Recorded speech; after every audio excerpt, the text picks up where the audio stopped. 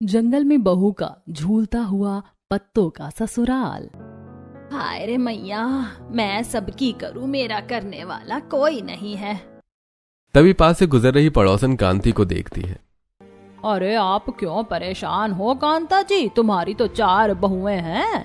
अगर 4 बहू वाली परेशान रहने लगेंगी तो हमारा क्या होगा जिनकी एक भी बहू नहीं है। आजकल वही सुखी हैं जिनकी बहू नहीं है। अरे हुआ क्या है वो तो बताओगी। सिर दर्द से फटा जा रहा है और क्या ही होगा। बहू से कह तो मालिश कर दे। फिर वो क्या मालिश करेंगी, अभी तक और कभी किया है कि आज ही करेंगी। अपने दर्द से ऐसे ही परेशान रहती हूँ। एक है हवा का झोंका फूंक मारी तो दूर कहीं जंगल में जा गिरे। दूसरी है मोटी सांड, सारा दिन बिस्तर से उठ नहीं पाती, धीरे धीरे रेंग कर काम करती हैं। एक अपने बच्चे से ही छुट्टी नहीं पाती और एक वो बांझिन, उसका हाथ तो अपने सिर पर छूना भी नहीं चाहती। ये सुनकर पड़ोसन हैरान हो जाती हैं। पता नहीं कैसी बहू है आपकी, इससे अच्छे तो हैं हम। इतने साल हो गए शादी को, आज तक ससुराल वालों को कभी निराश नहीं किए। और अग्नि पता है, तभी तेरी सास 4 घंटे से खाना मांग रही है और अभी भी उसे खाना नहीं मिला। रागिनी का मुंह बंद हो जाता है और सब वहां से चली जाती हैं। कांति गुस्से और चिढ़ के साथ घर के अंदर आती हैं। जैसे वो आंगन में कदम रखती हैं, सामने का दृश्य देखकर उसका चेहरा और भी बिगड़ जाता है। अम्मा, ये पानी भर कर लाई हूँ। आज तो कुएं पर बहुत भीड़ थी, 2 बार बाल्टी गिर भी गई, हाथ भी छिल गए, देखो। राधा बड़ी मुश्किल से घड़ा नीचे रखती है और कमर पकड़कर बैठ जाती है।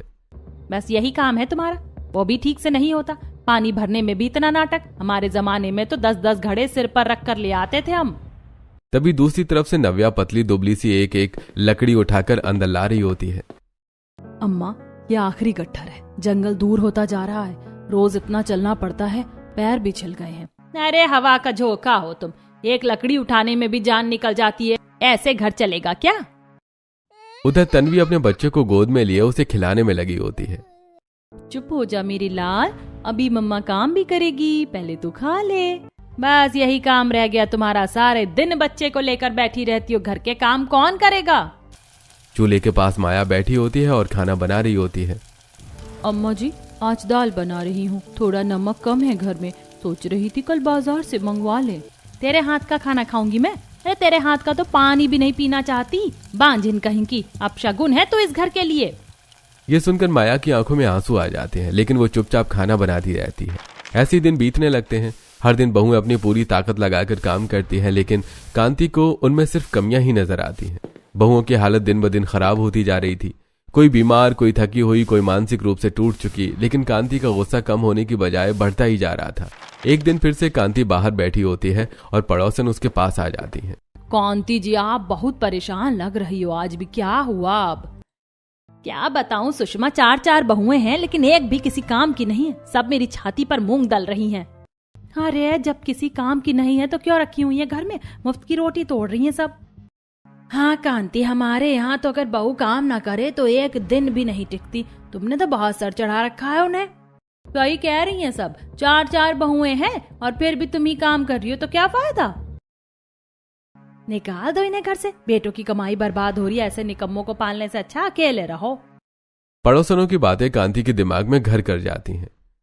हाँ सही तो कह रही हैं, जब किसी काम की नहीं है तो क्यों रखूं इन्हें। अब कांति गुस्से में घर की ओर बढ़ती है। घर पहुंचते ही कांति जोर जोर से चिल्लाने लगती है। अरे ओ बहुओं, सब बाहर आओ, आज मैं सबका हिसाब कर दूंगी। चारों बहुएं डरते डरते बाहर आती हैं। क्या हुआ अम्मा जी, हमने क्या गलती कर दी। अम्मा जी, हम तो अपना पूरा काम कर रहे हैं, अगर कोई गलती हो गई हो तो माफ कर दीजिए। गलती? तुम लोगों की पूरी जिंदगी ही गलती है, मेरे घर में रहकर मुफ्त की रोटियां तोड़ती हो। तभी रमेश अंदर से बाहर आते हैं। अरे कांति, क्या हुआ, क्यों इतना चिल्ला रही हो। मैं इन सबको आज घर से निकाल रही हूँ, अब और नहीं सहूंगी इनका बोझ। अरे पागल हो गई हो क्या, ये हमारी बहुएं हैं, घर की लक्ष्मी है। कैसी लक्ष्मी, ये तो अपशगुन है, लूली लंगड़ी निकम्मी, किसी काम की नहीं है, मेरे घर में इनकी जरूरत नहीं है। अम्मा जी, हमने तो हमेशा आपकी सेवा करने की कोशिश की है। अम्मा, हम गरीब जरूर है लेकिन निकम्मे नहीं। मेरे बच्चे का क्या होगा अम्मा। अम्मा जी, आपने मुझे कभी अपनाया ही नहीं, लेकिन मैं हमेशा इस घर को अपना मानती रही। बस बहुत हो गया, निकल जाओ सब अभी के अभी। कांति, ये गलत कर रही हो, मत निकालो इन्हें। मुझे कोई नहीं रोकेगा, ये सब मेरे घर से अभी निकलेंगी। कांति एक एक करके चारों बहुओं का सामान बाहर फेंकने लगती है। चारों बहुएं रोती बिलखती घर के बाहर खड़ी हो जाती हैं। अब हम कहाँ जाएंगे? हमारे पास तो कोई ठिकाना भी नहीं है। मेरी बच्ची को भूखा नहीं रख सकती मैं। शायद यही हमारी किस्मत थी। तुमने बहुत बड़ा पाप कर दिया है कांति, एक दिन तुम्हें इसका पछतावा जरूर होगा। मुझे कोई पछतावा नहीं होगा, अच्छा ही हुआ बोझ उतर गया। चारों बहुएं एक एक दूसरे का सहारा लेकर वहां से चली जाती हैं। उनकी आंखों में आंसू और दिल में दर्द भरा होता है। घर से निकाली गई चारों बहुएं रोती बिलखती गांव की गलियों से गुजर रही होती हैं। उनके हाथ में थोड़ा बहुत सामान, आंखों में आंसू और दिल में टूटन साफ नजर आ रही होती है। हमने कभी नहीं सोचा था कि एक दिन हमें इस तरह घर से निकाल दिया जाएगा। अपने ही घर से बेघर कर दिया। अम्मा जी को क्या हो गया था? हमने तो हमेशा उनकी सेवा की, फिर भी हमें यूं सड़क पर छोड़ दिया। मेरे बच्चे ने तो कुछ भी नहीं किया, फिर भी उसे इस हालत में ले आई मैं। क्या होगा इसका अब? शायद किस्मत में यही लिखा था, लेकिन अब हमें आगे बढ़ना ही होगा। हार नहीं मान सकते। तभी गांव की कुछ पड़ोसन उन्हें जाते हुए देखती हैं और उनका मजाक उड़ाने लगती हैं। अरे देखो देखो, चारों महारानियां जा रही हैं। अब समझ में आया काम ना करने का नतीजा। हाँ, बहुत अकड़ थी ना, अब सड़क पर आ गई सब, घर से निकाली गई निकम्मी बहुएं। अरे जाओ जाओ, अब देखो दुनिया कैसे चलती है। ससुराल छोड़कर कहाँ जाओगी? अब कोई घर नहीं मिलेगा तो मैं सारा दिन रोती रहना। पड़ोसनों की बातें सुनकर बहुओं का दिल और टूट जाता है, लेकिन वो बिना कुछ बोले आगे बढ़ती रहती हैं। अब हमें सोचना होगा। न मायका पास में है, न पैसे। अगर हमारे पति यहाँ होते तो शायद ये दिन न देखना पड़ता। वो शहर में काम कर रहे हैं, उन्हें तो कुछ पता भी नहीं है। अब हमें खुद ही कुछ करना होगा। किसी पर भरोसा करने का वक्त नहीं है। तभी नव्या अचानक कुछ सोचकर रुक जाती है। सुनो, हम रोज जंगल से लकड़ी और पानी लाते थे ना? हाँ, लेकिन तो मेरे हिसाब से जंगल से बेहतर जगह हमारे लिए अभी कोई नहीं हो सकती। वहाँ कम से कम हमें कोई ताने नहीं देगा। हम खुद अपना गुजारा कर सकते हैं। हाँ, वहाँ पानी भी है, लकड़ी भी है और थोड़ी शांति भी मिलेगी। सही कहा तुमने। अब वही हमारी नई शुरुआत होगी। चारों बहुएं एक दूसरे का हाथ पकड़कर जंगल की तरफ बढ़ने लगती हैं। कई घंटों की थकान भरी यात्रा के बाद वो जंगल पहुंचती हैं। जंगल में चारों तरफ घना सन्नाटा, ऊंचे ऊंचे पेड़ और डरावना माहौल होता है। ये जगह बहुत डरावनी लग रही है, लेकिन अब हमारे पास कोई और रास्ता भी तो नहीं है। चारों बहुएं एक बड़े पत्थर के पास बैठ जाती हैं। वो बहुत थकी और भूखी होती हैं। अम्मा, मुझे भूख लगी है, प्यास भी लगी है। बस बेटा, अभी कुछ करते हैं, तू रो मत। हमें जल्दी कुछ इंतजाम करना होगा, नहीं तो बच्ची की हालत खराब हो जाएगी। लेकिन यहाँ मिलेगा क्या? अरे देखो, वहाँ एक नींबू का पेड़ है और पास में नदी भी बह रही है। सच में? तो हम नींबू पानी बना सकते हैं। रुक जाओ, मैं अभी नींबू तोड़कर लाती हूँ, शिकंजी बनाती हूँ। माया तेजी से पेड़ की तरफ जाती है, नींबू तोड़ती है और नदी से पानी लाकर शिकंजी बनाती है। ये लो, जल्दी से पी लो। बेटा, ये पी ले, तुझे अच्छा लगेगा। मम्मा, अब अच्छा लग रहा है। सब बहुएं भी वही नींबू पानी पीती हैं और थोड़ी राहत महसूस करती हैं। आज तो इसी से काम चलाना पड़ेगा। हाँ, कल कुछ और सोचेंगे। रात हो जाती है और चारों बहुएं उसी पत्थर के पास सो जाती हैं। आधी रात को जंगल में हलचल होती है। झाड़ियों में कुछ सरसराहट सुनाई देती है। एक खतरनाक तेंदुआ धीरे धीरे उनकी तरफ बढ़ रहा होता है। मम्मा, मम्मा। तेंदुआ पीहू को पकड़ने ही वाला होता है कि तभी नव्या की आंख खुल जाती है। पीहू! नव्या तुरंत दौड़कर अपनी बच्ची को खींच लेती है। ये तेंदुआ था। अगर थोड़ी देर और हो जाती तो। हम यहाँ ऐसे खुले में नहीं रह सकते, ये बहुत खतरनाक है। हाँ, अब हमें कुछ करना होगा। यहाँ सुरक्षित रहने का इंतजाम करना ही पड़ेगा। हमें कोई ऊंची जगह ढूंढनी होगी जहाँ जानवर हम तक ना पहुँच सके। अरे देखो, वहाँ एक बड़ा बरगद का पेड़ है। उसके ऊपर हम कुछ बना सकते हैं। बस तय हो गया, अब हम उसी पेड़ पर अपना घर बनाएंगे, पत्तों और टहनियों से। अब यही हमारा नया ससुराल होगा, पत्तों का झूलता हुआ घर। चारों बहुएं नई उम्मीद के साथ आसपास से पत्ते, लकड़ियां और टहनियां इकट्ठा करने लगती हैं। बरगद के पेड़ के नीचे खड़ी चारों बहुएं पूरी हिम्मत और हौसले के साथ अपने नए घर की शुरुआत करने का फैसला करती हैं। उनके चेहरों पर थकान जरूर होती है, लेकिन अब आंखों में डर की जगह उम्मीद साफ दिखाई दे रही होती है। देखो, अगर हमें यहाँ रहना है तो मजबूत और सुरक्षित घर बनाना ही पड़ेगा, वरना हर रात ऐसे ही डर में बीतेगी। हाँ, और हमें ऐसा घर बनाना होगा जो जमीन से ऊपर हो, ताकि कोई जानवर हम तक ना पहुंच सके। और ऐसा भी हो कि पीहू आराम से सो सके, उसे डर ना लगे। ये बरगद का पेड़ बहुत मजबूत है, इसकी शाखाएं भी काफी मोटी हैं। हम यहाँ आसानी से घर बना सकते हैं। चारों बहुएं मिलकर पेड़ की मजबूत शाखाओं पर लकड़ियां बांधने लगती हैं। वो एक एक लकड़ी जोड़कर एक बड़ा सा प्लेटफॉर्म बनाने की कोशिश करती हैं।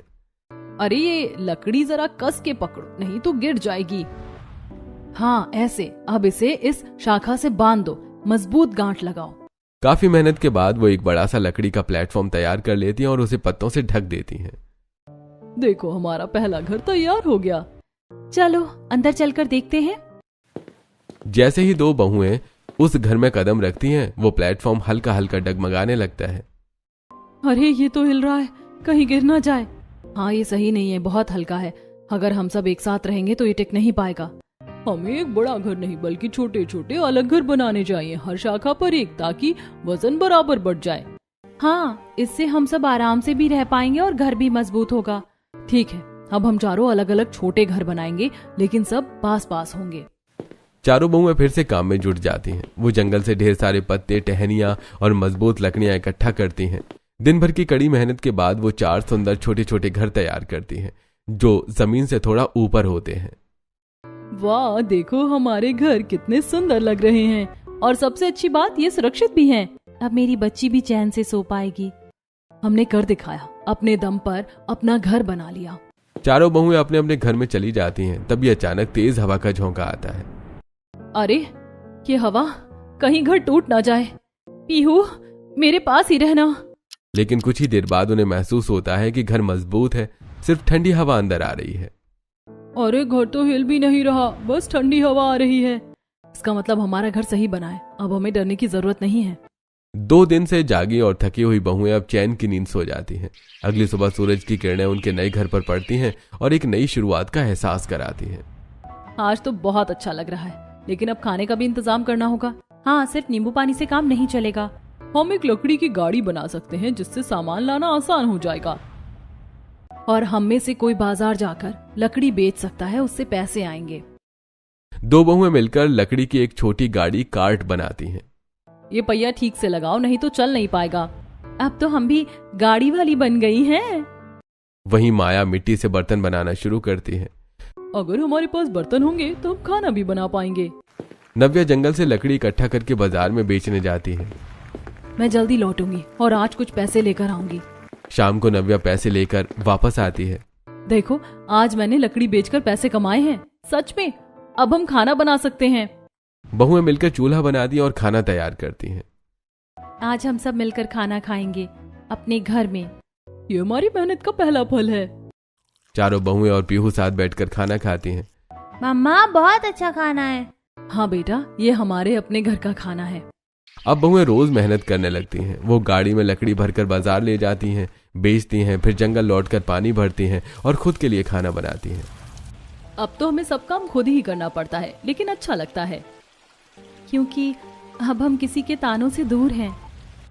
एक दिन जंगल में घूमते हुए उन्हें एक गाय मिलती है। अरे ये गाय तो अकेली घूम रही है। अगर हम इसे बांध ले तो पीहू के लिए दूध मिल जाएगा। हाँ ये तो बहुत अच्छा रहेगा। वो गाय को अपने पास बांध लेती हैं। अब हमारी पीहू को रोज दूध मिलेगा। मुझे दूध चाहिए। अब बहुएं जंगल में मिलने वाले फल फूल भी इकट्ठा करती हैं। देखो आज हमें कितने सारे फल मिले हैं। अब हमें किसी पर निर्भर रहने की जरूरत नहीं है, हम खुद अपना जीवन चला सकते हैं। चारों बहुएं अब मजबूत हो चुकी होती हैं। उन्होंने अपने दम पर जंगल में एक नई दुनिया बसा ली होती है और अब उनका ये पत्तों का ससुराल उनकी मेहनत, हिम्मत और एकता की मिसाल बन चुका होता है। धीरे धीरे समय बीत रहा था। चारों बहुएं अब जंगल की जिंदगी में खुद को ढाल चुकी होती हैं। मेहनत, संघर्ष और एक दूसरे का साथ उन्हें मजबूत बना चुका होता है। एक दिन चारों बहुएं जंगल में लकड़ी और फल फूल इकट्ठा करते हुए आगे बढ़ रही होती हैं कि तभी उनकी नजर एक सफेद रुई जैसे फूले हुए पेड़ पर पड़ती है।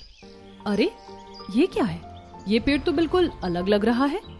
ये तो कपास का पेड़ है, मैंने बचपन में देखा था। मतलब इससे हम रुई निकाल सकते हैं और कपड़ा भी बना सकते हैं।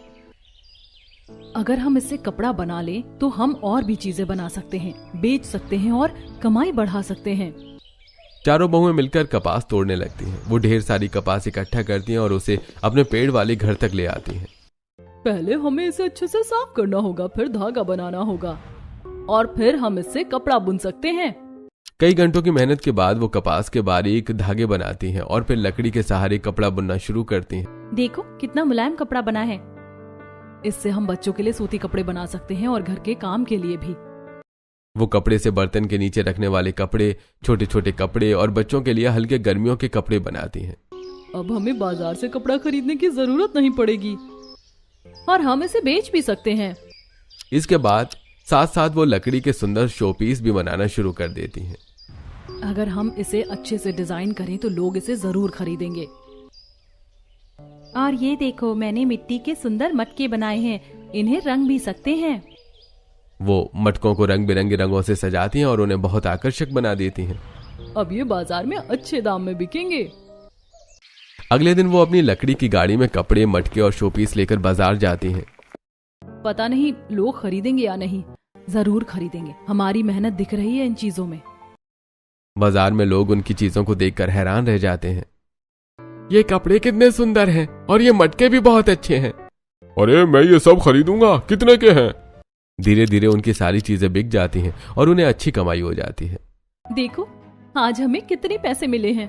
अब हम और भी अच्छा जीवन जी सकते हैं। अब बहुएं जंगल में खुश रहने लगती हैं। थोड़ी परेशानी जरूर होती है लेकिन अब उन्हें वहां सुकून मिलने लगता है। नव्या अपनी बेटी पीहू के लिए एक स्लेट तैयार करती है।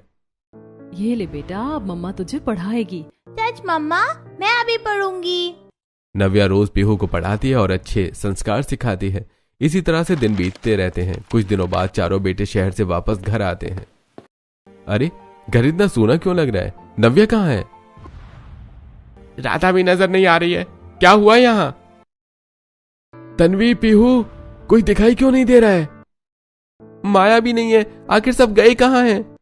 वो पड़ोस में जाकर पूछते हैं। तुम्हारी माँ ने तुम्हारी बहुओं को घर से निकाल दिया। क्या? ये कैसे कर सकती है माँ? हमारी गैर हाजिरी में इतना बड़ा फैसला? हम अपनी पत्नियों को ऐसे नहीं छोड़ सकते। हमें उन्हें ढूंढना होगा अभी के अभी। चारों बेटे अपनी पत्नियों को ढूंढने के लिए निकल पड़ते हैं। कई जगह खोजने के बाद वो जंगल की तरफ पहुंचते हैं। वहां जो वो देखते हैं उसे देखकर उनकी आंखें भर आती हैं। उनकी पत्नियां कोई कमजोर और असहाय नहीं बल्कि मेहनती, मजबूत और आत्मनिर्भर बन चुकी होती हैं। कोई पानी भर रही होती है, कोई लकड़ी काट रही होती है, कोई मिट्टी के बर्तन बना रही होती है और कोई बच्ची को पढ़ा रही होती है। नव्या, तुमने ये सब अकेले कैसे कर लिया? राधा, तुम इतनी मेहनत कर रही हो और हम वहां आराम से बैठे थे। तन्वी, तुमने पीहू को इतनी अच्छी तरह संभाला, हमें माफ कर दो।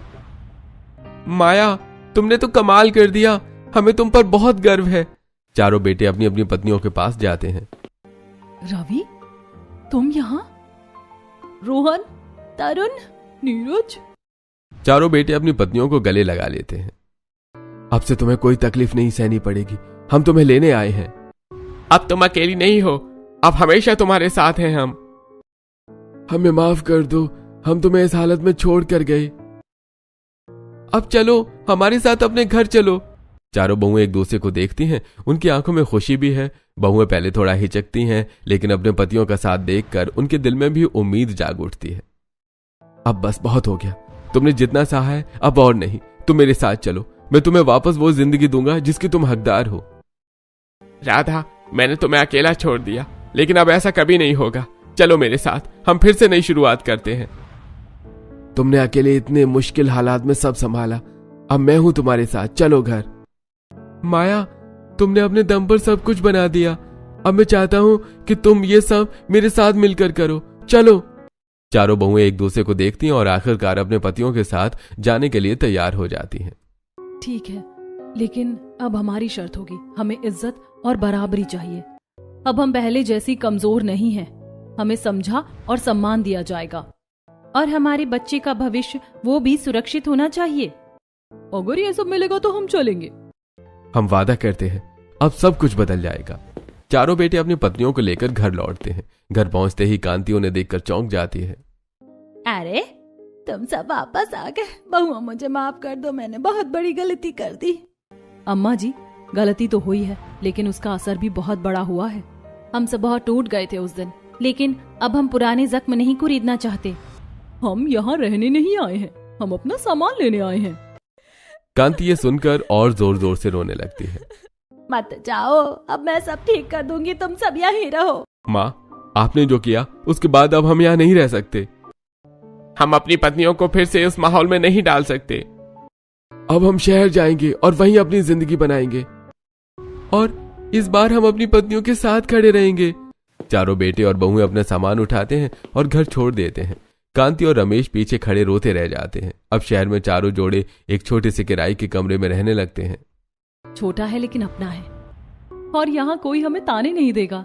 यहाँ हमारी नई जिंदगी शुरू होगी और हम फिर से मेहनत करेंगे जैसे जंगल में की थी। दिन बीतने लगते हैं। चारों बहुएं और बेटे मिलकर काम करते हैं और धीरे धीरे उनकी जिंदगी पटरी पर आने लगती है। 1 साल बीत जाता है। एक दिन सब साथ बैठे होते हैं। सुनो, 1 साल हो गया, हमें माँ पापा जी से मिलना चाहिए।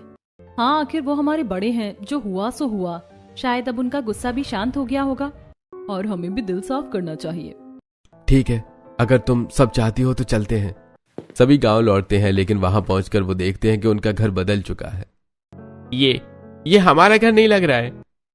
कोई और लोग रह रहे हैं यहाँ क्या? आखिर माँ पापा गए कहाँ? वो पड़ोसियों से पूछते हैं। बेटा, तुम्हारे माँ पापा तो 6 महीने पहले ही घर छोड़कर चले गए। क्या? क्यों? घर नीलाम हो गया था, कर्ज बहुत था। मतलब वो अब कहीं और है, हमें उन्हें ढूंढना होगा। सभी मिलकर उन्हें ढूंढने लगते हैं। कई दिनों की खोज के बाद वो उसी जंगल में पहुंचते हैं जहां बहुएं पहले रहती थी। वहां का दृश्य देखकर सब चौंक जाते हैं।